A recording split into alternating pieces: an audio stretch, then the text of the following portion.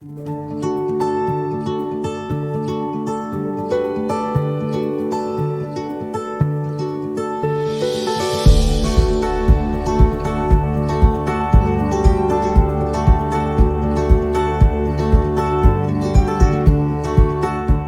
বন্ধুরা, আজকে এসে গেছি আপনাদের কাছে মুসুরির ডাল নিয়ে।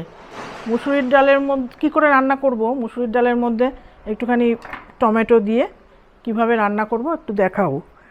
টমেটোগুলোকে প্রথমে কেটে নিয়েছি, কেটে বীজগুলো বাদ দিয়ে দিয়েছি, বাদ দিয়ে তারপর এর মধ্যে সেদ্ধ করে নিচ্ছি। দেখতে থাকুন আস্তে আস্তে, তারপর কি দিচ্ছি এর মধ্যে না দিচ্ছি, ফোড়নটা কি দেব সব দেখাচ্ছি, দেখতে থাকুন আস্তে।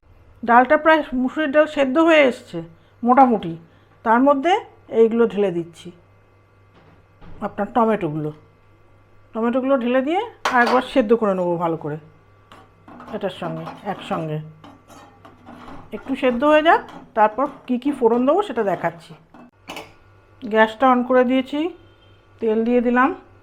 এই যে সেই ডালটা মুসুরির ডাল টমেটো দিয়ে ফুটিয়েছি, ডালটা দেখুন সেদ্ধ হয়ে টমেটোগুলোর সঙ্গে মিশে গেছে, প্রায় ছোটো ছোটো করে কেটে দিয়েছিলাম, মিশে গেছে। এবারে কি ফোড়ন দিচ্ছি একটু দেখুন।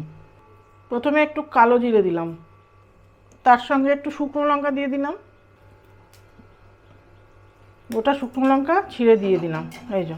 তারপর একটু পেঁয়াজ দিয়ে দিলাম, কুচি করা পেঁয়াজ, একটু রসুনের কুচি, একটু আদা কুচি, একটু ধনেপাতা কুচি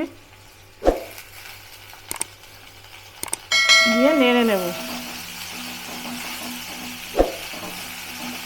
খুব ভালো একটা গন্ধ বেরিয়েছে, ভাজা ভাজা হয়ে গেছে। এবার আঁচটা একটু কমিয়ে দিয়ে ডালটাকে ছেড়ে দেব।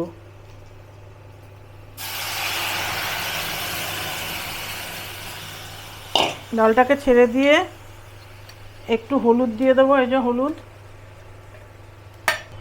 একটু লবণ দিয়ে দিলাম। একটু ঘন ঘন হবে, একটু টক টক, একটু নোনতা নোনতা। খেয়ে দেখবেন আপনারা কেমন লাগে।